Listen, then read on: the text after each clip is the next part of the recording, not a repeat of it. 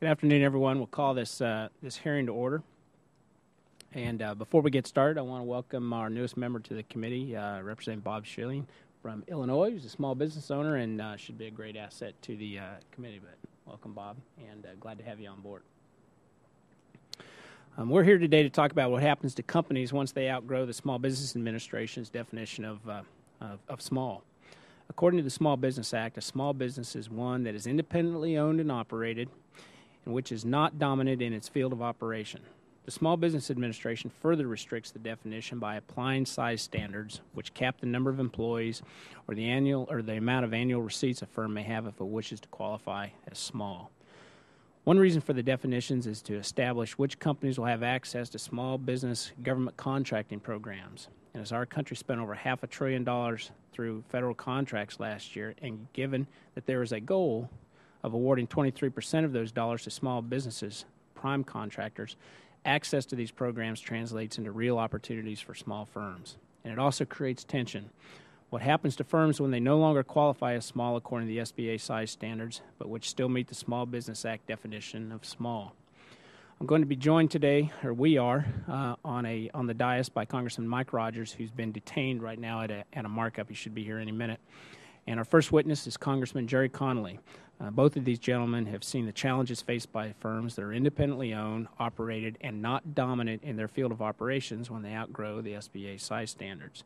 Consequently, both of my colleagues have proposed pilot programs to address the challenges facing medium-sized businesses. I look forward to hearing more about their proposals. As this committee considers these proposals, we do so with two mandates in mind. First, any medium-sized pilot must benefit taxpayers and the government. Even the best crafted pilots will incur costs and will create an additional requirement for contracting personnel. The second mandate is fundamental to this committee. We have to protect small businesses so that they continue to create jobs, introduce innovations, and increasing competition. And I strongly believe in the value of a vigorous small business contracting community and advocate increasing the small business goal from 23% to 25%. But at this time, the administration is awarding only as little as 20% of the prime contracts to small firms. Given that the current small business goals are not being met, we have to figure out how to ensure that a new program for larger businesses is not going to make it harder for small businesses to compete. And with that, I'm going to thank ahead of time all of our witnesses for being here today on the first and second panel, and I'll now yield to Ranking Member Velasquez for her opening statement. Thank you, Mr. Chairman. For small businesses, having the federal government as a customer often means the difference between failure and success. For an early-stage firm, federal projects can be a reliable revenue source, helping them stay solvent as they expand their client base. Equally important, unlike their larger competitors, when a small firm secures a federal contract, the influx of new work requires them to add employees to their payroll. If we want to generate new employment opportunities for Americans, breaking down the barriers to small business competition in the federal marketplace will be key. Unfortunately, for entrepreneurs looking to tap into the federal market, significant hurdles remain. The SBA's annual scorecard continues to find that the federal government is falling short of its 23% goal for procurement actions. That should go to small firms. In fact, for many agencies, the level of contracting for small firms seemed to have dropped between fiscal year 2009 and 2010, exactly the direction we should not be headed in. Agencies are also expected to meet certain goals for enterprises owned by women and service-disabled veterans. Yet, for prime contracts in 2010, the federal government came up short. While the obstacles keeping smaller firms out of the federal marketplace are many, the practice of contract bundling is one of the most prominent. When small firms' procurement actions are lumped together into a single large contract, it may result in less work for federal bureaucrats, but also means less opportunity for small firms. In fact, for every $100 in contracts that are bundled, entrepreneurs lose $33 in business. That's add up to billions of dollars that could be creating additional jobs for our nation. While this committee wants to do everything possible to help businesses of all sizes foster job growth, the record makes it clear we must finish the task at hand, making the federal marketplace fairer for small businesses. If we are to explore methods for creating new venues for larger firms, it is critical that we keep in mind a number of key principles. Size standards remain a critical measuring stick, not only when it comes to bidding on government work, but qualifying for other benefits like technical assistance on government work, but qualifying for technical assistance or the SBA's Capital Access Program. Any steps that begin undermining this system in order to generate new opportunities for medium-sized companies run the risk of creating more problems than they solve. It has also become clear, thanks to this committee's work and numerous GAO investigations, that large businesses are siphoning off contracts which should go to small businesses. The GAO has repeatedly found that the Hub Zone program is rife with fraud and abuse. Even more disturbing, the committee's investigative work has uncovered numerous cases where veterans entrepreneurs lose work to dishonest big companies that game the system. Given these shortcomings, it will seem that a more immediate priority may need to be ensuring current set-aside programs function as intended before we start creating new ones. Mr. Chairman, in every previous recession, small businesses have been the drivers of our economy, creating new jobs and restoring America to prosperity.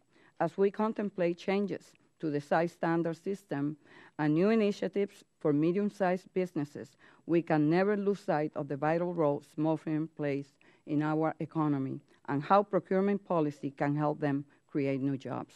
And with that, I yield back. Thank you very much, Ranking Member. And at this time, I'm going to introduce our first witness, who's Congressman Jerry Connolly from Virginia.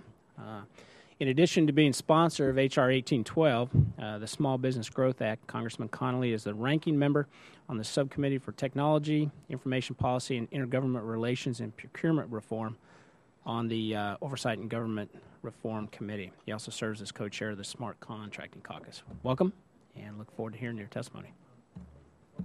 Thank you, Mr. Chairman, and thank you for having me here today. Ranking Member Velasquez and members of the committee, I really appreciate being here. I have a prepared statement, and I'm not going to read it to you. I'll submit it for the record.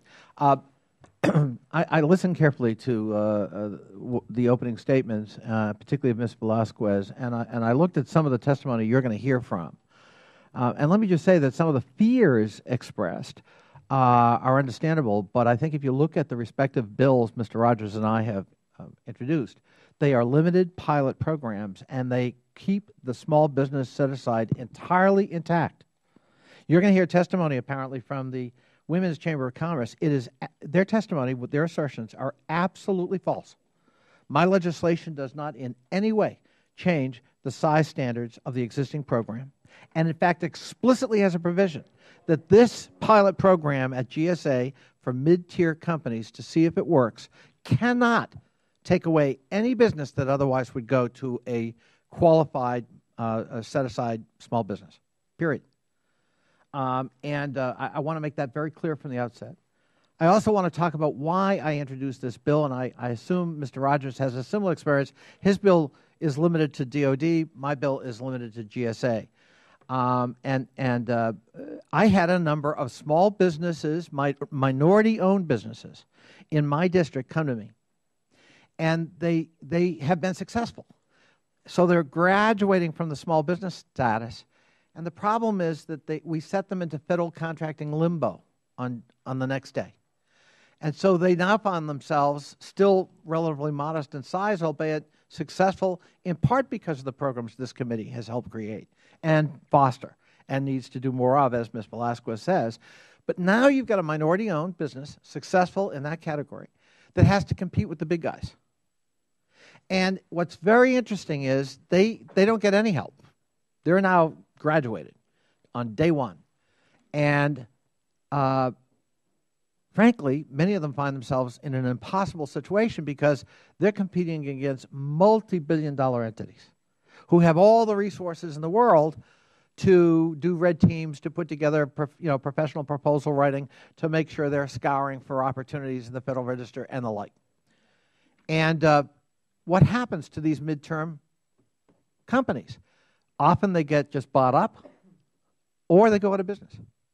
And so all your hard work in fostering and encouraging correctly opportunities, diverse opportunities in America for smaller businesses, especially minority, female, and veterans-owned businesses, sometimes gets blown away the minute they graduate because there's nothing for them in terms of transition. And so my minority-owned federal contractors who have been part of the small business set-aside came and said, can't you try to address this? We're not asking for permanent help, but, gee, to become a, say, $30 million business, and now we're expected to compete with a $20 billion business. Little wonder that your CSIS study shows, if you look at the bar graph that they had in their study for this committee, the big guys are crowding out everybody else. They're getting bigger. The small business set-aside companies are sort of holding their own in that bar graph. There may be a little improvement up and down a little bit, but holding their own.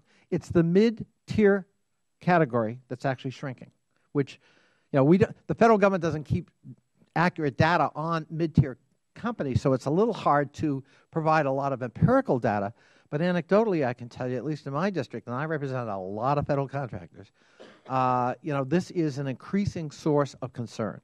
So that was the genesis of the program. I took into account the concerns legitimately raised by Ms. Velasquez and others. I read the committee memo, and I thought it was a very thoughtful memo by staff that, there are still some issues that we want to work with you in terms of what definition of midsize.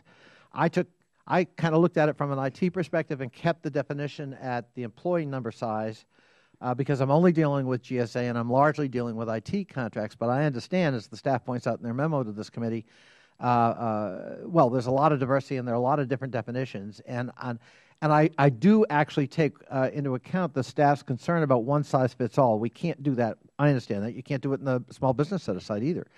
There's a multiplicity of federal agencies with lots of different realities in federal agencies. But my plea to this committee is, can't we, on a very limited basis, create a pilot to see if we can do some good and that preserves and enhances the minority-owned companies you've worked so hard to incubate and foster, as opposed to just setting them out in a Darwinian world where they're, on day one, expected to compete with big guys who have mega resources with which, frankly, they cannot compete. And I believe that's, if we could do that and succeed in that goal, it's a good deal for taxpayers. It will foster innovation because a lot of times, especially with the smaller contracts, it's the smaller, innovative companies that actually are the creative ones who are providing new solutions. And I think it would be win-win in terms of fostering and enhancing the legitimate goals of this committee to create small, minority-owned, female-owned, veteran and disabled veteran-owned businesses as part of the fabric of American contracting. With that, Mr. Chairman, I'd be glad to entertain any questions. Thanks, Congressman Connolly. I'll turn to Mike Rogers, our guest today. And if you have anything, Mike, you want to add or questions, and then I'm going to turn to the ranking member. Thank you very much, first, for letting me sit in on this hearing. And I share most of everything that he said. Those same observations as Mr. Connolly mentioned. My amendment really only focuses with the DOD, and I don't represent a lot of DOD contractors, but we have a lot of them in Huntsville, a lot of missile defense, and exactly what Mr. Connolly said is happening. We have these very creative, very innovative technology companies that are nurtured under the current system. But once they cross that threshold of 1,000 employees or $30 million in gross revenues, they're on their own. And you can't compete with Raytheon or Boeing or one of these major corporations at that level yet. And invariably, they get bought out. And that stifles the very creativity and the flexibility small companies have. And frankly, they lose a lot of brain drain because a lot of their tech people don't want to work for a big company. They like being in the smaller environment. So what I'm after as a member of the Armed Services Committee is for us to nurture these companies to get up to around 2,500 where they can possibly be players in competition for large contracts. Because the fact is, in the DOD, there's 4 or 5 companies, and they own this place, and they need some competition. It's good. It makes them be better, and it helps us as the government get better deals. So that's my motivation, and I hope that this committee can embrace the concept, and let's just see how it works for a few years. And with that, I yield back. Thank you again for letting me visit. Ranking Member Velasquez. Thank you, Mr. Chairman, and thank you, Mr. Connolly. Thank you. I do share your concern because thanks to the committee work, and for 14 years, I've been producing a scorecard report and bringing in the administrator and all the big offenders, starting with the Department of Defense and Education and even Small Business Administration, failing to achieve the contracting goals set up by Congress. But since it has been set up, it has never been achieved. And that means small businesses have been losing out. Yet, because of the proactive work of this committee, they have been more responsive in achieving those contracting goals. And the latest one for 2010 was 22.6. So we haven't achieved the 23%. Mm-hmm. And it means that small businesses are losing out billions of dollars in contracting opportunities. So my question to you is, businesses that are other than small already receive 78% of federal contracts, while small businesses have yet to attain the 23% goal.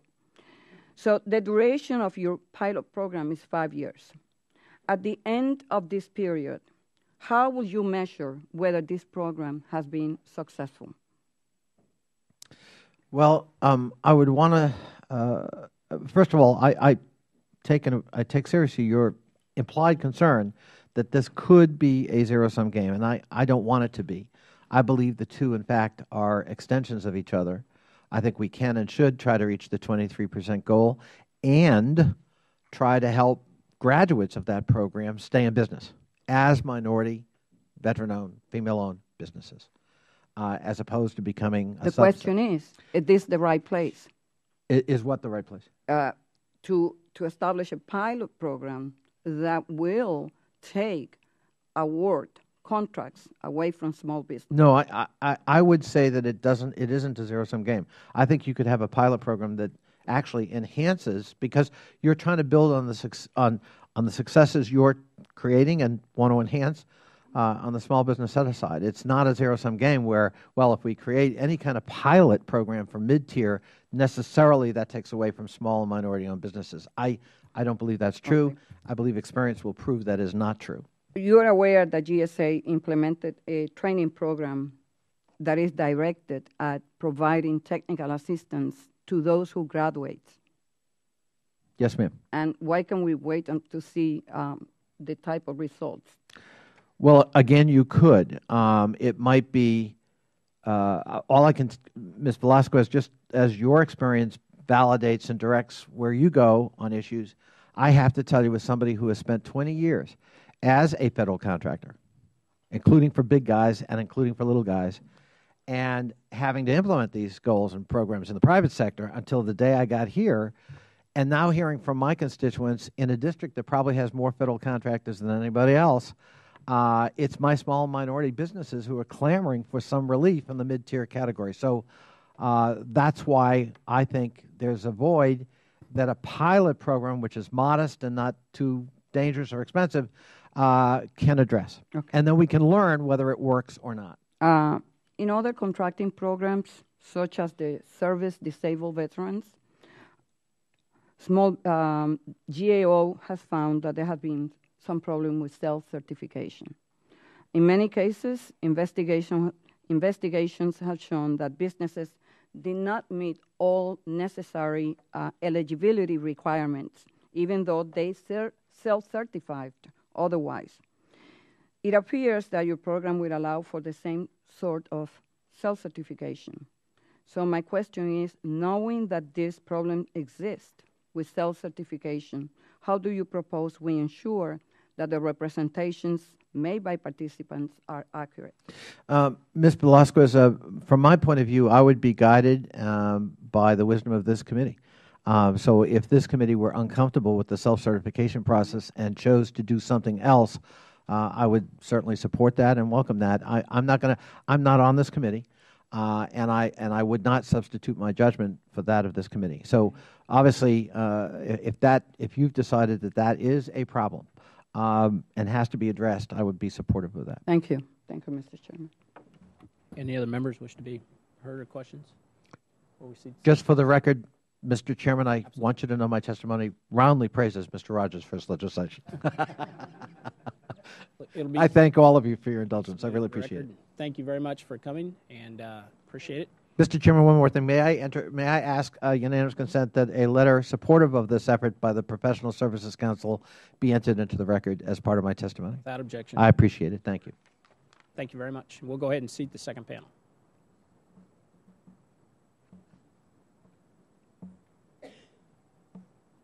I want to welcome our second panel and our second group of witnesses, and we're first going to hear from Ms. Tanya Speed. She's the Executive Director of Mid-Tier Advocacy. Mid-Tier Advocacy represents a community of small and mid-sized firms providing goods and services to the federal government. Welcome, and I look forward to hearing your testimony. Thank you, Mr. Chairman. Chairman Graves, to Ranking Member Velasquez, and the esteemed members of this distinguished panel. I am honored to be here today as Executive Director of Mid-Tier Advocacy to discuss the disappearing mid-sized firm and to support the Connolly Bill, the Small Business Growth Act, H.R. 1812. The MTA represents a community of small and mid-sized firms that provide employment for thousands of people across the United States and across multiple industries. MTA is an organization of the country's top veteran-owned, service-disabled, hub zone certified, minority-owned, and women-owned businesses. Mid-size or mid-tier refers to other than small businesses that may have exceeded the size standard for the industry as determined by NAICS codes. They are seasoned businesses as a result of having been in the federal market for 10 and sometimes 30 years or more. Their revenues may range from $10 million to $350 million and will likely employ from 100 to 2,000 people. They no longer are considered small businesses, but neither are they large in the federal marketplace. Our testimony today will attempt to focus on 2 points: the disappearing mid-sized business and why Congress should protect its investment, also creating jobs to strengthen the industrial base. We believe the standards used to define small business by the North American Industry Classification System, better known as NAICS, are inadequate because, in most cases, the NAICS codes define small business as a company that has less than a certain threshold in annual revenues over a 3-year average. The reality is that once any company surpasses this standard, it is considered other than small. One of the greatest challenges for a successful small business is to survive beyond the size standards. By its own admission, the SBA is responsible to the public for ensuring that size standard levels are rational and flexible enough to reflect the effects of inflation and changing economic conditions while promoting competitive viability among small businesses. We believe that the current NAICS codes classifications fail that standard and fail the successful small emerging business. Small businesses that grow beyond the limits set by the NAICS codes are punished for doing what any business aims to do, and that is simply to grow. Once they become moderately successful in the federal market, they are thrust into unrestricted labor market. They must compete without the infrastructure or the capital to compete successfully against significantly larger businesses. And I do have a chart that I'd like to share. Representative Connolly touched upon the differences among the very large companies and the small business concerns that we are really talking about. Most small businesses provide services where the NAICS ceiling is either at $7 million or $25 million, translating to roughly 100 to 150 employees, whereas on the chart you can see with the large integrators, they have up to 136,000 employees, on average 130,000 employees. And these are, in fact, the people that the businesses that we represent today are in direct competition with. It's not the very small concerns, but the much larger integrators or the giants in the industry. Our concern is thousands of small businesses who have graduated or matured have disappeared from the landscape of the federal marketplace. The policies that drive the standards and the criteria in the entry-level and developing firm eventually, unfortunately, stifle many of them who are achieving some modest success. We believe size standards should encourage growth by securing balanced competition at all levels, setup, developing, and our matured phase. Under the Connolly Bill, mid-sized contract opportunities would come from unrestricted procurements and not come from small business set-asides. We believe since the government invests in small companies, it should protect the investment and continue to support them, or at least monitor their progress after they graduate. This makes perfect policy and economic sense. Taxpayers want to know what sort of return they are getting on their small business investment. And finally, I will close by saying that MTA strongly supports the Small Business Growth Act, H.R. 1812, because it goes to the heart of the government, can get a better return on its small business investment. And to quote Mr. Connolly's office, the success of these small businesses is what's helping to drive the economic recovery, and the loss of incentives is what is threatening not only their ability to compete, but also their ability to hire. And finally, again, we will also quote Mr. Graves as saying that the cost-saving strategy can actually help Washington address our out-of-control federal debt and help create jobs. For all the reasons stated above, the establishment of a mid-sized business category would ensure that government would get the best bang for its buck. Thank you very much for allowing me to provide testimony. Thank you, Ms. Speed. Next, we're going to hear from Professor Christopher Youcan. Professor Youcan teaches on government contract formations and performance issues, anti-corruption measures, bid challenges, and government contract litigation, and comparative issues in public procurement at the George Washington University School of Law. Thank you for being here, Professor. Thank you, Chairman Graves, Ranking Member Velasquez, and members of the committee. Thank you for the opportunity to speak with you today regarding a potential preference for medium-sized businesses per H.R. 1812, Congressman Connolly's pending legislation. As Chairman Graves alluded to, I'm a professor at GW Law School, and I teach procurement law there. In the interest of full disclosure, I should say that Ms. Northcutt was actually counsel, is actually a former student of mine. I'm very glad to see her here today. The problem the committee is addressing today, the problem of mid-sized firms in the government marketplace, really has two different aspects. First, there is the problem of graduating small businesses, which grow up under the protection of various small business preference programs and then must compete as mid-sized firms without any preferences or protections. Second, and more broadly, mid-sized firms face special competitive obstacles in the federal procurement market, a market which sometimes favors the largest firms, in part because of its steep barriers to entry.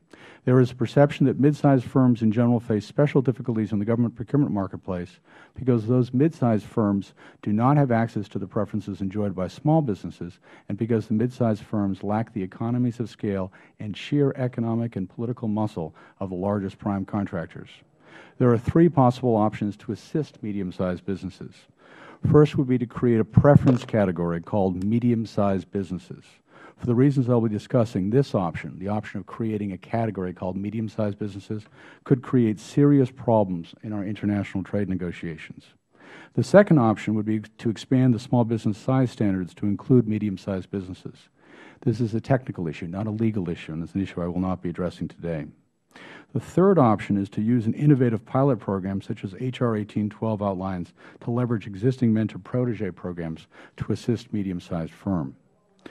Turning to the first option, the question of whether or not mid-sized firms' access to procurement contracts should be resolved by creating a new category called medium-sized enterprises. H.R. 1812 does not squarely present this issue. The bill does not create a new medium category of firms, but instead creates a special pilot program for certain medium-sized firms. But this issue is likely to arise as policy discussions continue. The answer to this question, whether or not to create a special category called medium-sized firms, may lie buried in the World Trade Organization agreement called the Government Procurement Agreement. The WTO members, the World Trade Organization members that joined the Government Procurement Agreement, which is a subset of the WTO, they agreed to open their procurement markets to vendors from other members of the GPA. The United States is a leading member of the GPA, and in fact, the United States has been pushing this initiative to open up procurement markets since just after World War II. China is negotiating accession to the GPA, and India is likely to follow China in joining the agreement. The government procurement agreement, which has been an important part of U.S. trade policy for many decades, is arguably the cornerstone to opening world procurement markets for U.S. exporters over the coming years. The United States, when it joined the GPA, made a number of reservations, including one vitally important to our discussion today. The United States reserved its right to give a preference to U.S. small businesses, even if that meant discriminating against foreign vendors seeking to sell to a Federal agency. The reservation, which is set forth in the United States General Notes to the Government Procurement Agreement, states that, quote, "This agreement will not apply to set-asides on behalf of small and minority businesses." So while the United States opened up its procurement markets in general underneath the Government Procurement Agreement, it reserved its right to discriminate in favor of small and minority-owned businesses. The United States has not reserved a right to discriminate against foreign vendors from GPA nations with regard to medium-sized businesses. A new unreserved U.S. preference for procurement from medium-sized businesses would undermine the United States' negotiating position with China and other developing nations, which are seeking broader protections for their own emerging industries before they agree to join the GPA. Moreover, were the United States to create a preference for medium-sized businesses, that preference could trigger a challenge by the European Union or other GPA members under the WTO disputes process. In sum, it could create serious trade problems where we create this category of medium-sized businesses. That leaves us then with the proposed pilot program for mentor-protege participants. And I talked about some of the practical issues in that in my prepared statement. I just want to briefly touch on a couple of the issues. The first one is whether or not the affiliation rules should apply to companies in the pilot program.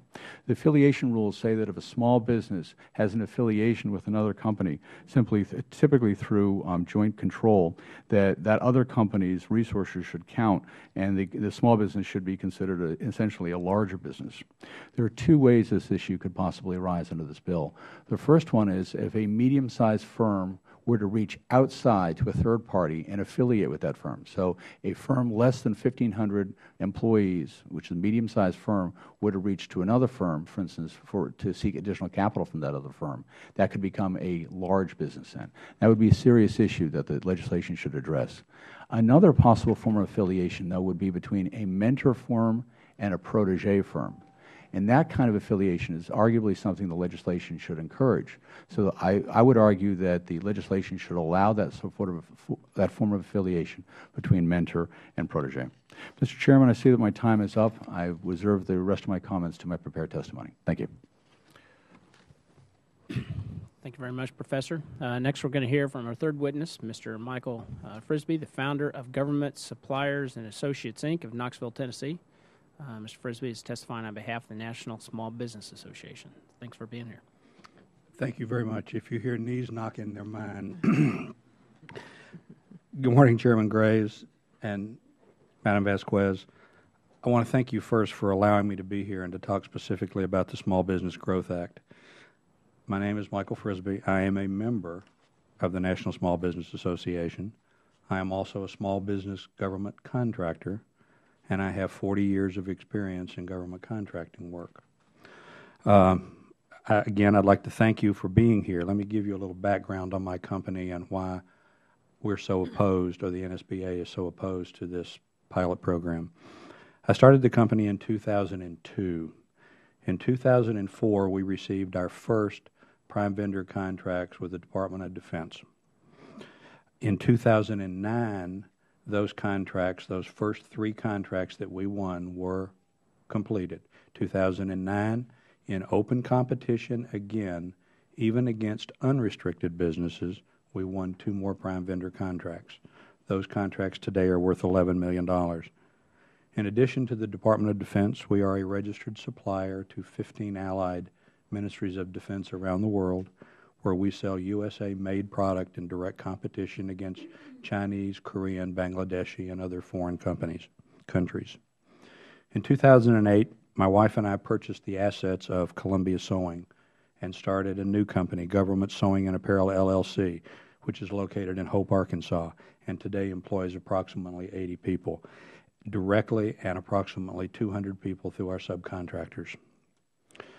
I want to try to take this project and bring it back to reality for you. I believe that all of us agree that in federal procurement, if it were not for that, there would be no small businesses. We also believe that small businesses are a great balance and a needed necessity in federal contracting. Yet we talk a lot about small business creation. In 1997, as you mentioned, Ms. Vasquez, the Act was passed at 23%. And since it was passed, we've not hit 23% yet. We do not need to divide 23% into a new category. If the category were to create a medium-sized program, we have no problem with it. But to take 23% that the government has not yet hit and divide it up and make it smaller, we see no value in. I'm going to give you a real-world example of what we're up against as a small business. In August of 2010, a solicitation was posted by the Department of Defense for a program called MOLLE. MOLLE stands for Modular Load-Bearing Equipment Program. This contract, when awarded, will represent $98 million a year, or $297 million over the 3-year life of the contract. MOLLE consists of 43 items, individual items, just like the two I'm holding here. Each of these has their own national stock number. Each of them has their own specification number. Those 43 items are assembled into 7 sets and used by the military. Rifleman set, medium rucksack set, large rucksack set, pistolman set, grenadier set, medic set. All of them are individual components. They could be made by 43 individual small businesses, the entire set-aside. When the contract was issued, or when the solicitation was issued, it was issued as unrestricted. The justification was that all of the items had to be interoperable, and that by putting them into small businesses rather than letting one large contractor do them, we could not assure that these products would work together. The interoperability that they're talking about is actually nothing more than the purchase of a piece of 1-inch nylon elastic and being sure that that 1-inch nylon elastic from one product slips into the second product. That's interoperability. That's the justification for not having it as a small business set-aside. I want to thank personally in this hearing Congressman Mike Ross from the state of Arkansas, who worked diligently with us to try to convince the Department of Defense to set aside a part of that contract. After much back and forth with DSCP, we were successful in getting a whopping $2.4 million, or under 2% of that contract set aside for small business. That's what small business is up against today. That's why we don't hit 23%, because the large businesses do that. That's why we are so adamantly opposed to this bill, because we believe that, first and foremost, the federal government must hit the 23% level that it's set for small business set-asides before it can consider any other type of category of business. And we would encourage you, as was suggested by Chairman Graves, to not only support the 23%, but increase it. I would beg you, increase it to 25 or 30%. Small businesses represent 50% of the GDP of this country. Small businesses represent 50% of the jobs in this country. And yet all we have is 23% of government contracts, and that hasn't been met since 1997. I beg you, please, do not pass H.R. 1812. It will destroy small businesses in this country. I'm a small business contractor, and if it's passed, I can assure you I'll be out of business within a year of it. Respectfully submitted. Thank you very much. It is my pleasure to introduce Ms. Margot Dorfman. Ms. Dorfman is the founder and CEO of the U.S. Women's Chamber of Commerce. The Women's Chamber of Commerce represents 500,000 members, 3/4 of whom are small businesses and federal contractors. Through her leadership, this organization has championed opportunities to increase women business, career, and leadership advancement. Additionally, Ms. Dorfman has an extensive background in business, including over 10 years in executive positions with General Mills and other Fortune 500 firms. Welcome, Ms. Dorfman. Thank you. Chairman Graves. Chairman Graves, Ranking Member Velasquez, and members of the House Small Business Committee, I am here today on behalf of the U.S. Women's Chamber of Commerce and our 500,000 members, 3/4 of whom are American business owners and federal contractors. The U.S. Women's Chamber of Commerce strongly opposes H.R. 1812, the Small Business Growth Act, and other similar legislation. H.R. 1812 arbitrarily and unscientifically abandons the well-established small business size standards methodology, which is managed by the Small Business Administration, carving out a new contracting set-aside program for firms that are not small. The SBA already has tools to assist small business growth.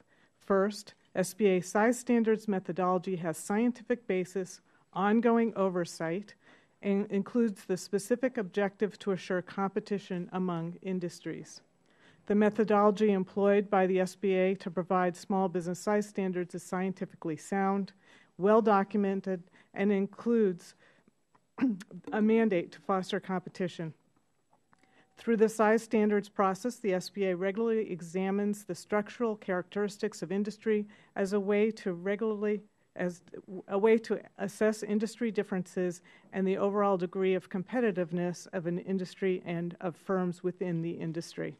Industry structure is examined by analyzing 5 primary factors: average firm size, degree of competition within an industry, startup costs and entry barriers, distribution of firms by size, and small business share in federal contracts. SBA also considers other secondary factors as they are relevant to the industries and the interest of small businesses, including technological change, competition among industries, industry growth trends, and impacts on SBA programs. At the core of the whole size standards philosophy and process is the intent of promoting industry competition, which is why the SBA includes industry competitive analysis through the measurement of concentration or market power to determine the extent to which a particular industry is dominated by a few large firms. This is also why the SBA recently increased and continues to adjust the employee and/or revenue size of number of industry size standards, appropriately fine-tuning industry size standards to reflect the current competitive landscape. In other words, the SBA is already making sure that the definition of small for each industry encompasses the larger firms so as to assure a strong competitive climate. Additionally, the federal government is not meeting its statutory obligations and goals for contracting with small businesses. These ongoing shortfalls should be the paramount concern for Congress. Over the last 5 years alone, American small businesses have lost $22 billion in revenues as the federal government has consistently failed to achieve the statutory requirement to place 23% of prime contracts within small businesses. This is a horrific loss of opportunity for small businesses, their employees, their families, their communities, and the American economy. And within the prime contracts that are placed with small businesses, the goals for emerging market businesses, like women-owned small businesses, are missed year after year. Over the last 5 years, American women-owned small businesses have lost over $29 billion in revenues as the federal government has failed to achieve the goal of 5% prime contracting with women-owned firms. So what can be done to assure the growth of small businesses that fall within industry size standards? Congress can take action in a number of ways to support businesses that do qualify as small to assure maximum growth. First, take the caps off the contracting limits within the Women-Owned Small Business Set-Aside Program. Increase the overall goals for contracting with American small businesses to a percentage that is more in alignment with our numbers. Increase small business access to capital and compel banks to lend. Continue to fight to eradicate bundling, big business sole source contracts, and fraud, and stop inappropriate insourcing that this practice is destroying opportunities for thousands of American small businesses. And finally, remove the goaling exclusions that limit the small business eligible dollars and drive down our opportunities for growth. And I have a list of these at the end of my testimony. Thank you for the opportunity to share our views. We strongly encourage Congress not to step outside the well-established small business size standards. Instead, we ask you to focus on ensuring that businesses that are small secure access to larger contracts so that we might continue to grow and prosper and drive economic growth for the American economy. Thank you. Thank you to our witnesses. We're going to start questions with Mr. West. Thank you, Mr. Chairman and Ranking Member Velasquez. I guess, as I said, and Mr. Frisby, go Big Orange. It is football season. Yes, sir. All right. We got to beat these Gators this weekend. As I sit here and listen to the testimony, I, in my simple Southern way, it seemed like we're talking about hell, purgatory, and heaven. And, you know, small business owners operate in, it seems, you know, a hell. And we've got to make sure that we prop them up and we protect them and enable them to be successful because, as you say, they are an economic engine. But yet I would think that we have some of these small businesses that do want to graduate maybe out of hell and get to purgatory. But yet in purgatory they find themselves, you know, kind of left out to hang. And I don't want to see us create this gap where all of a sudden these businesses that have grown become mid-sized businesses and then they fall off the map and then, you know, that creates a new problem. And, of course, heaven represents the big guys. So I guess as my question is to the panel, what do we do to make sure that we continue to protect? We got to get to those right levels of the 23% contracts for small businesses, as you talked about, for women-owned businesses. But what do we do to also make sure that we incentivize growth for small businesses to get out of hell, to get into purgatory, and they can stay there, and at least we can have that vibrant, you know, if we wanted to talk about a middle class, but a middle operating range for businesses here in America. So my question is, what do we do to make sure that we are incentivizing, you know, coming out of that small business to get into the medium range business, but then not, you know, taking away from those small businesses? Could I respond to that? Any way we want. Of course, you're a Tennessee Vol, so you get to go first. I think that if you look at what we talked about before, you've got 23% for small business and the balance for large business. To create a medium-sized category, to me, in my mind, makes perfect sense. But it needs to be a separate category. It does not need to come out of the 23% that small business set aside. If we were hitting 23% regularly and had done it for a number of years, you wouldn't hear from me because I would say we're accomplishing our objective. But when you haven't hit the 23%, to turn around and take that large business category and let them compete on ours just to make the number makes no sense. And I'll put it into perspective for you. When we talked about 1,500 people, now I don't know the category, but I'm out of the textile and clothing and uniform business. There are 4 large companies that dominate the uniform and textile and clothing business as primes to the Department of Defense. Companies like American Apparel and Proper, for example. At 1,500 people, guess what? They're now small. They just wiped us out. We don't even exist anymore because there's no way I can compete with them. May I also respond? In all due respect to my esteemed panelists here and to Mr. Frisby in particular, as Mr. Conley described his bill, H.R. 1812, and as we interpret it, it doesn't take from small business concerns. First of all, what the bill is attempting to do is to allow a growth path or a transition for companies who have already exceeded their NAICS codes. They're no longer considered small, but they're not large enough to compete on the large-scale business with Northrop Grumman and SAIC and others. So what we're looking at is, I think I'm hearing from most of the folks here today, the goal is one issue, and that needs to be addressed. But how do we allow businesses to grow is yet in itself another issue.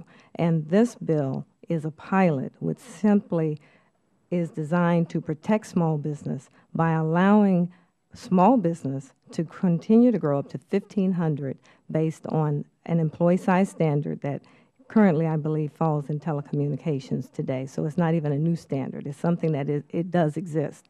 But now we're utilizing it in this pilot to allow more businesses to grow up to 1,500. They are also required under the pilot to mentor to other small business. Mentoring is important because it allows for that business to gain the necessary infrastructure. What we find in this range of mid-sized companies or larger smalls is that they have added benefit in terms of their accounting systems and infrastructure, and they can reach back to help other small businesses to be able to gain those same types of things to strengthen their infrastructure. And I believe someone mentioned the business breakthrough at GSA. That's aimed at those businesses, by the way, that were small, and they accelerated so quickly. They blew through their NAICS code size standards, but they still operate as a small business and not as a medium-sized business. They don't have the infrastructure in place. And so the Business Breakthrough Program is designed to aid those businesses with needed technical assistance and the types of things that they can't get otherwise because they no longer qualify as a small business. So we're really looking at a growth path. And I recede. I would say the core issue is the bundling issue, because the contracts have been set aside for small businesses, and then those that are not set aside for small businesses are typically quite large, and a medium-sized business could never attain that. So I believe that we keep the small business set aside for small businesses and then take care of the anti-bundling, remove the bundling as an issue. Then those who do graduate into a larger business but not the super large would have a vehicle to then grow their business. Ms. Velasquez also hit the nail on the head. I've got 40 years in the defense business. I have seen firsthand the fraud and the manipulation that goes on. When you've got a company that goes out of the small business category, there are a number of them, and I'm not going to name them here, but there are a number that will try to set up businesses under wives, kids, family members, other company names, just to try to get around the small business standards. I've seen factories where orange construction barrier tape was run through the middle of the factory, 200 operators on one side, 200 on the other.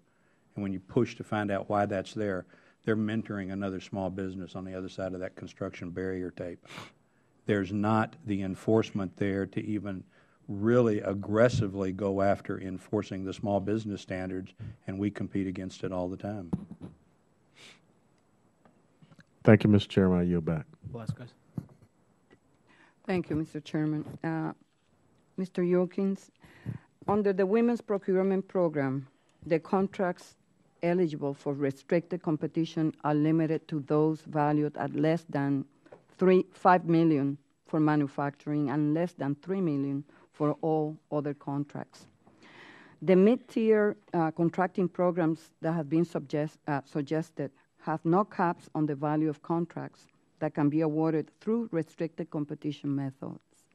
Can you think of any policy that will justify why mid-sized companies should be allowed to receive contracts of unlimited value through restricted competition when the value of contracts that can be awarded to small businesses through these methods are constrained? The problem is even bigger than that, which is that the way that this is, the pilot is set up, all contracts that would be subject to full and open competition, which would presumably exclude the IDIQ and the GSA schedule contracts, all contracts that are subject to full and open competition would presumptively have to be considered first for this program. So you could have a huge, potentially billions of dollars of contracting funneled through this program. It would be very important for the committee to consider ways to constrain, because otherwise you could have a few firms that are inside the mentor-protege program suddenly becoming enormously wealthy, because it's as though you're taking a river and you're channeling that river through a very small little stream, and the people who happen to be sitting in that stream are suddenly very, very wealthy. So your question is very, very important, because the way the legislation is set up right now, all the contracts are pushed through that little tiny stream, the mentor-protege program. Thank you. I raised the issue with Mr. Connolly, Congressman Connolly, about the fact that large businesses has been present themselves as small businesses and taking contracts away from small businesses.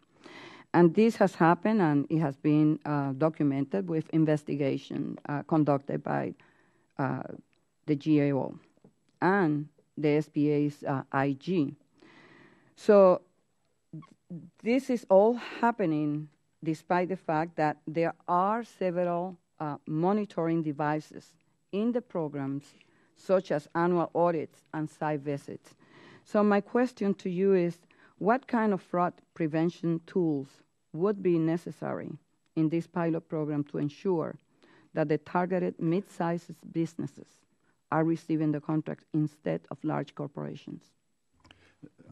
The logical solution would be to subject the companies in this program to size protests, a normal SBA size protest process. Okay, so my question to you is, so which agency will handle that? The size protest could be handled in the first instance by SBA. The problem is that SBA, the size standards that you would apply only apply to small businesses. So the size standards would have to be revised. And then when you apply the size standards to these mid-sized companies, the size standards are incredibly complex, and it adds a layer of complexity, of management difficulty for those mid-sized companies. Well, given the constraints, budgetary constraints of the Small Business Administration, they don't have the resources and manpower to monitor and make sure that the 23% contracting goal is achieved. So now we're going to give this other responsibility. It's definitely an issue with whether or not they have the capacity, and also whether or not the mid-sized firms have the capacity to deal with the very complex size standards. Okay, thank you. Ms. Speed, in your testimony you mentioned that a mid-tier program will strengthen the industrial base of these businesses, create jobs, and encourage competition. Has your organization done any research as to how significant impact or changes we can expect to see with the introduction of this type of program? What hard data do you have? What type of research has been conducted? That's a wonderful question, Ms. Velasquez. I would say we haven't done internal research per se, but there is anecdotal research based on other relationships that have been built. Again, these companies that MTA is comprised of are very matured companies. They've been around 10, some almost 30 years, and they have understood and have operated, even with the constraints that policy has today, that it's all about building relationships.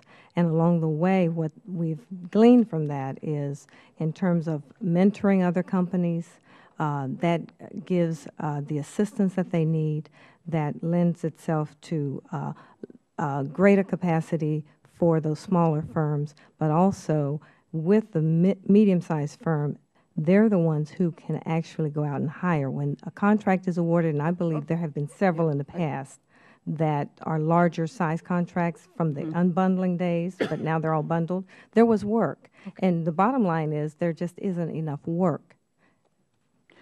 Ms. Speed, in a recent article in Washington Technology, you stated that mid-sized companies were a key element to the federal marketplace. These companies are apt to hire more people than small businesses. However, research has shown that small businesses have created more than 2/3 of new jobs in the last 15 years. Additionally, in a study referenced by Professor Youcan's testimony, job losses were found to be attributable to low-impact firms with more than 500 employees. Thus, following your logic, shouldn't we instead put renewed effort in small business contracting programs, since these are the companies that are responsible for most of the job creation in this country? So one of the imperatives that we are faced here in this committee is, how can we get the best bang for buck, right? And, you know, the President announced his proposal and initiatives. We need to create jobs. So based on the data that we have, it seems to me that resources will be better and more productive if we target small companies that are the ones creating the jobs that we think we need at this moment to get the economy growing again. With that, thank you, Mr. Chairman. Mr. Rogers. Thank you, Mr. Chairman, and thank you for calling this an important hearing. In listening to the witnesses, I know there's been a lot of talk about Connolly's bill, but I've got the one that goes just to the DOD, and I talked a little earlier about my focus has to do with missile defense. That's what I'm on the Strategic Forces Subcommittee. This is a real issue in the missile defense industry. Ms. Speed, in your comments, you talked about Mr. Connolly's bill. Do you see any problems with the DOD pilot study that I'm proposing to nurture these mid-sized companies? Thank you, Mr. Rogers. Actually, no. We are in support of both approaches. In fact, whether it's DOD, GSA, or possibly even DHS, the idea is to allow these companies the ability to continue to be able to have the necessary infrastructure and resources without being restricted. I heard earlier of the disincentivizing of companies. I believe Mr. Frisby made the point. Some companies are trying to do all they can to remain small. It's all about work and the employees that you have. Right. So we do support you and support your approach as well. Okay. Ms. Dorfman, you made reference to the fact that size standards are being reviewed regularly and adjusted by the SBA. Not in the missile defense industry. They have not changed the size standards or the volume of revenue that you can generate in decades. Well, then, if that's the case, then they obviously need to focus in on that. But we do need to adhere to the size standards. Otherwise, small businesses will be usurped by the larger businesses. Well, here's what I'm trying to get at. We're not dealing with small businesses in my proposal. We're saying over and above what is set aside for small businesses. So, the concern that Mr. Frisby had is not a concern in the bill that I proposed, because we aren't going to penetrate down into that 23%. This is over and above that. Because the truth is, Mr. Frisby one day probably like to be a little bit bigger business, and then be able to nurture to that next level. So I guess I'm trying to figure out what's your opposition to my proposal. Our focus is making sure that we get the emphasis on the small business goals. They need to be met, and that's our first and I concern. agree with that. So what's your opposition with my proposal? And so then the secondary nature is when we take a look at how to move forward. I agree we do have to help small businesses get to that next level, but in doing so, we feel that we have to make sure that there is a sound technique that is put in place, and that the small business size standards are included in that process because they have been there and they have worked. Well, but my proposal is a pilot study. I mean, that's the whole purpose of a pilot study, is to find out where your bumps in the road is and what works and what doesn't. So why would you oppose a pilot study? Again, we would like to see Congress work on making sure that the small business goals are being met, and I believe that the larger firms can access the contracts if they were put together in a way that was not in the bundling fashion where they're so large that they can't access them. So you don't have any amendment language that you'd like to see incorporated that would make you happy. You're just against it. That's what you're saying. At this point, yes. So that's unreasonable.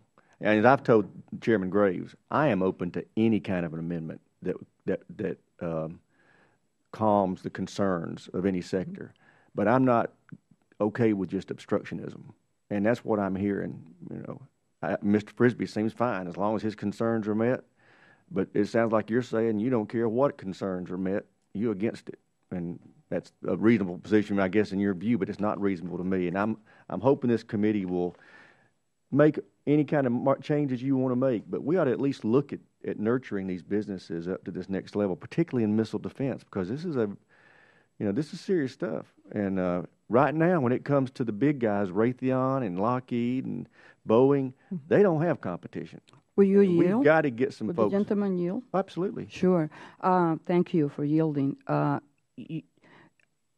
My question is, do you have small businesses that are basically, that grew and that are mid-size, and that you feel that they have problems with the size standard. Absolutely. That's the problem. So They're being bought up once they go over 1,000 employees. Two things could happen. One is that those businesses that feel that that the size standard needs to be changed or adjusted should apply to SBA to get that review. But also SBA, as we speak, are reviewing the size standard issue. So there's nothing that will prevent those businesses in your district to request SBA to look at the size standard issue. I think the gentlelady, the fact is that gentleman right there would object to that if they wanted to raise that size standard so companies that went over 1,000 employees could now compete for this 23%.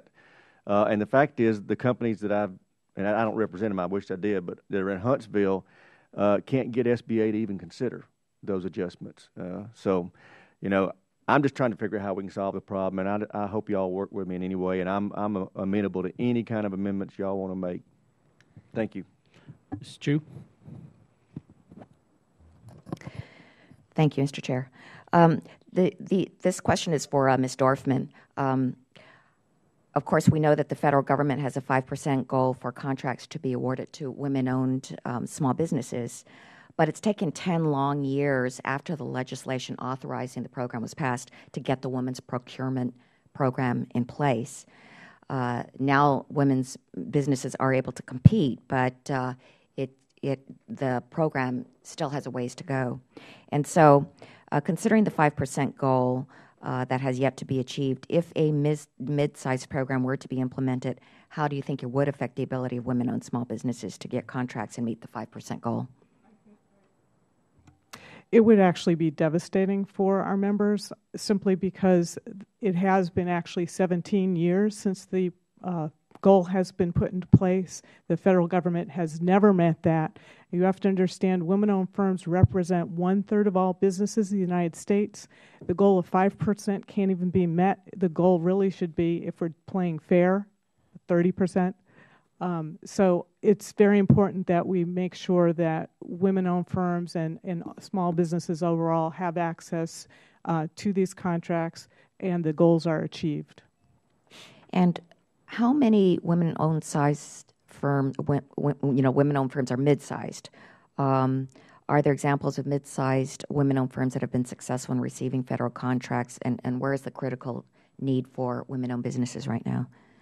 At this point, what we're seeing is the critical need is making sure that the program is up and running where they are accessing the contracts as it is. We have a number of different levels of firms, from the small to up to $30 million in revenues that I've seen, and we had done a survey last year. And what was interesting about the survey is that actually the larger mid-tier firms, when you looked at job creation, they would hire one person, where the smaller ones were poised to grow, and they would commit to hire 2 to 3, actually 3 to 4 people, if they had the proper funding and the proper access to contracts. So I think you can see why I'm really focused on making sure that the small businesses as a whole has access to the contracts, and we meet those goals. You mentioned a way of assuring growth is to take caps off the contracting limits within the women-owned small business set-aside program. Can you expand on this?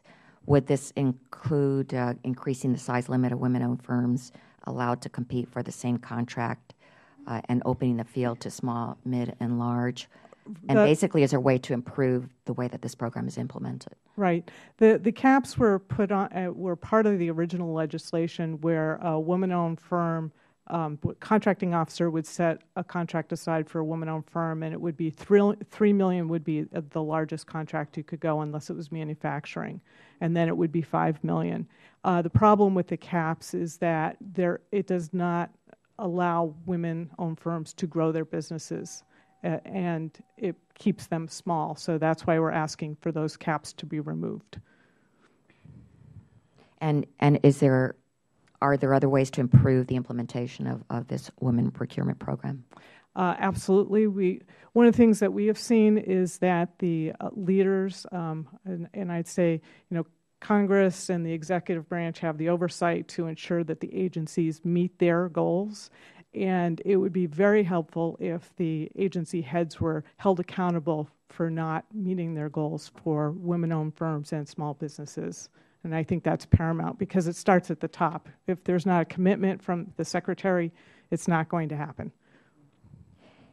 And one question for Mr. Frisby.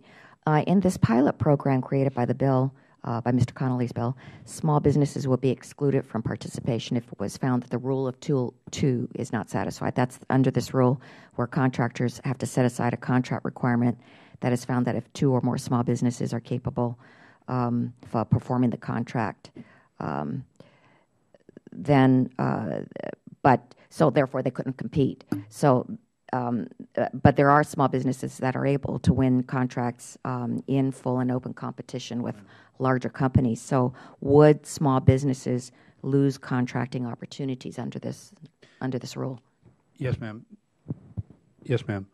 The rule of 2 is absolutely critical to small business contracting. It's one of the few things where we have a chance to, before the formal solicitation goes out, to go back and challenge the contracting officer and basically say, hey, wait a minute, here's 2 companies or here's 3 companies that are capable of handling this program as it is structured, and because of that, they're both small businesses, or they're both hub-zone businesses, or they're both women-owned businesses, and therefore this should be set aside for it. So that rule of 2 is a critical element in giving us a chance to fight to try to get a part of those contracts, even though they're under the 23%. And I just want to comment, one of the reasons that they don't get to the 23% is because there's absolutely no penalty. Okay, so what? I don't get to 23%. I don't get coffee this week, or whatever. There's no attention, there's no focus or requirement to do that. A little bit of pressure that you guys are able to create, but there's no punitive action. It doesn't go against their reviews. It doesn't go against their performance.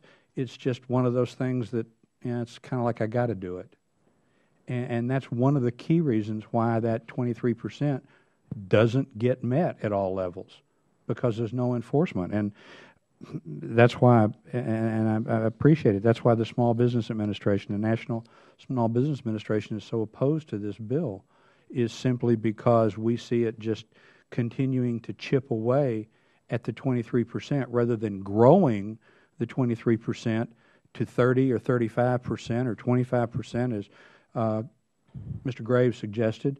It just chips away at the 23%. We'd like to see that percentage increased to represent more of what small businesses in this country really represent.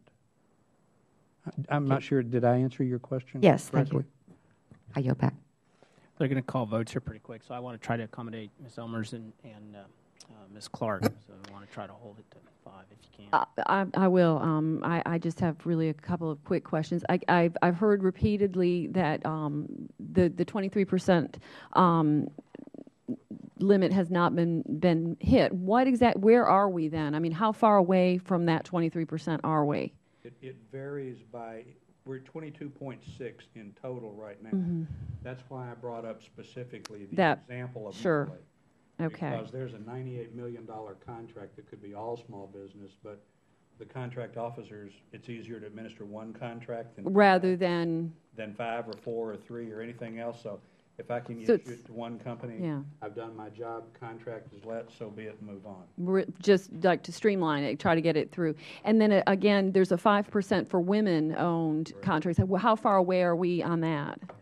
Well, I think the last count, the SBA said we were about 4%, but we have to understand is there are a lot of the data that's been out there has been flawed over the years, so we don't know what's accurate. We did a study a few years back, and 2 years running, SAIC was the #1 woman-owned firm accessing contracts. Not that they were a woman-owned firm, but they were shown, and so that's the number was skewed. And then last year also the Inspector General for the SBA came out and said that the error rate was about 96% in the data for the SBA. So there's a real So issue we don't with really know what the reporting. true data is. That's kind of what it is.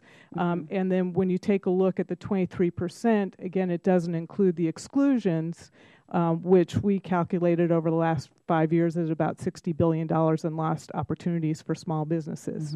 Okay.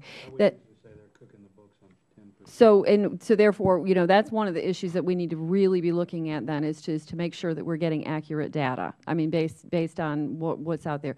The other issue, and I know we've addressed this considerably for those small business owners who have performed so well at the small at that level, and they've basically grown into that mid-level size, and now, unfortunately, they're competing with those much larger entities, and they just simply can't compete. Ms. Speed, what would you say? What is an answer there for that? What can we be doing to help that situation? I think we should look at both pilots that Mr. Rogers and Mr. Connolly both have. They both are sound legislative vehicles for looking at how we grow business. But I also want to just talk just one more point about the pilot that we really didn't get a chance to address, and that is in the pilot and in the concept of it, the ability to grow, for the small companies, they can continue to bid up. That's something we did not talk about. But in terms of the larger ones and the mid-sized ones who are emerging, they don't bid down. So in effect, if there's a contract award that goes out on the street, small businesses can still team and align themselves in all the ways that are under SBA's guidance and rules, which I think are hearing today should be applied to the mid-size as well and the emerging firms. Then what we should be doing is allowing companies to continue to grow and bid up and not have the larger ones coming down, which is what we're seeing from the very large integrators. And Mr. Youcan, you're the only one that hasn't commented. What would you say to that? Is that in terms of increasing opportunity? Yeah, just to making sure that those companies that have moved their way up and now they're unfortunately lumped into that much larger group and really incapable of competing with that larger entity. Do you see solutions there that we can be approaching? Yeah, we can actually, the Europeans have dealt with exactly this same question over the last few years. For internal political reasons, the Europeans can't have a category called small business that they give preference to. So what they did is they did a comprehensive review of their procurement rules, and they said, what can we do to make life easier for small and medium-sized businesses? Not necessarily creating rigid preferences, but how can we facilitate their involvement in this marketplace? And that effort's ongoing in Europe right now. We should do the same thing here. It's what the Obama administration is doing with its Business Breakthrough Program. But expand that. Do a comprehensive review of the rules and figure out how do we make life easier for small and medium-sized businesses. Thank you very much. I yield back the remainder of my time. For the committee's information, too, that the number's closer to 20% on small business contracts. The SBA, they get a little creative with the math to make the percentage look higher than it is. Yes, absolutely. Ms. Clark? Thank you, Mr. Chairman, and thank you, Ranking Member Velasquez. And I want to thank the panelists because this has been a very, very good discussion. I'm not quite convinced, however, that there's not a need for a graduated process. Because when I think about the businesses in my district, particularly small businesses, and as they grow and they sort of hit the glass ceiling, I found that they either get bought out or they die. And for small businesses like the ones that you're advocating for, what do you see as the remedy for that? I mean, certainly, Mr. Frisby, if your business now gets to the point where it can no longer avail itself of the procurement opportunities as stipulated under an 8A program or any other program, what would you suggest would be the next step for yourself? I want you to consider that, and then I want to put it out there for the rest of the panelists, because it's been my experience that there hasn't been another rung on the ladder that enables a small business to really compete out there against some of these companies that are basically preeminent in the space. So I'd like to hear some of your solutions or some of your ideas around how we bridge that gap, because it is significant, and I don't think we should be blind to it, which is sort of where I've heard us going here. It's like small business, let's preserve our domain, but small businesses grow. And you reach that point where that growth either takes you where you need to go or it kills you on the vine. Let me end my comments there. Let me try to respond to your question then. And one of the gentlemen said it earlier, yes, I would definitely like to grow. I must be missing something somewhere along the line, because to me it seems quite logical to have a second rung on the ladder called mid-tier that is above small businesses. Leave the percentage, increase it to 25%, but then set aside a second tier on the ladder for another 10% and call it medium businesses. Why can't we do that? If that's an issue with the trade issues, then deal with it through the trade issues and negotiate it that way. It makes perfect, maybe I'm missing something, but yes, I think there should be another rung on the ladder, and I think that would be an appropriate way to do it.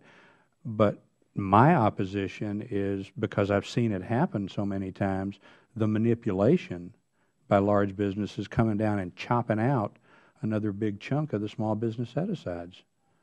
And that's exactly what's going to happen if this bill goes through, because every one of the large businesses is going to turn around and mentor their wife or their cousin or their son or whatever in a small business, and they're going to get the small business set-aside. If I may also address your issue in your statement, and it's absolutely as you described, as these businesses continue to grow, graduating from NAICS code, they say, is like falling off a cliff, because there is no transition currently. And we believe that the pilot provides a venue, an opportunity. And what is the parameters, again, of the pilot? It allows you to gather the data. Currently, there's no data on mid-sized companies, how many are out there. We know they're shrinking, but we can't even track how many actually graduate and survive to begin with. We have some sense of that through the CSIS study, which showed that there were at least 2,700 still existing, and that's a far short number of how many small businesses you have that you would hope are able to continue growing within that space. And if they're not growing, then there is also some disincentives, we believe, that are in place that are preventing that. And I go back again to what Mr. Frisby contends, that a number of businesses are spinning off and trying to remain small. They're doing all these things, but not just the idea is not just to keep them in a category or a subcategory all their life. They should eventually become prime contractors, which is what we're trying to suggest today, that when you get to that glass ceiling, there should be an opportunity for you to break through, along with all of the training and technical assistance that you can get based on where you were. You were getting it the day before. Now you're too large and you can't get anything, and you're expected to compete against the integrators. So we believe the pilot allows, first of all, to test it. Let's test and see what is going on with these mid-sized companies so that we can come back and make great sound policy decisions around the actual sizes that they should become. That is something that your committee, I believe, Mr. Graves and Ms. Velasquez, can quite clearly, easily do. And we really are looking forward to how this moves forward with your assistance. And we are here to lend our support. Several of our MTA CEO roundtable members are here and sitting behind me. They've been passing me notes to help me on technical questions. So I really thank you. Okay. Ms. Dorfman, I know my time has run out, Mr. Chairman. I'd be interested in, from a woman's perspective, if you'd indulge us. Okay. Ms. Dorfman, just... Sure. I agree there is an issue for the small businesses trying to jump into the next tier. What we've been hearing today is it's not a formulated process that's going to protect small businesses. It really is a pilot program that doesn't have any parameters. It's out of the GSA. There's no small business administration involvement. There's no protections really for small businesses. What we see right now is if you use what we have for the Small Business Administration, they have parameters set that will protect small business interests, and we need to make sure that they are used and enforced. I think a big issue right now for those who are trying to make that leap is the bundling issue. And the bundling that happens is you really have the set-asides for small businesses, or you have the supersized contract that a mid-tiered cannot actually access. So if we can break apart those contracts and provide different sizes of contracts appropriately, I think that would answer all the questions, including Mr. Roberts with the DOD issue. Thank you very much, Mr. Chairman. I yield back. Thank you all for participating in today's hearing. I appreciate the fact that we had a broad spectrum of opinions obviously represented, and your testimony is going to help us better understand the challenges that are facing the smallest of our government contractors, as well as those just emerging from the small business contracting firms. I ask unanimous consent that all members have 5 legislative days to submit statements and supporting materials for the record. Without objection, so ordered. This hearing is adjourned, and thank you all for coming out very much.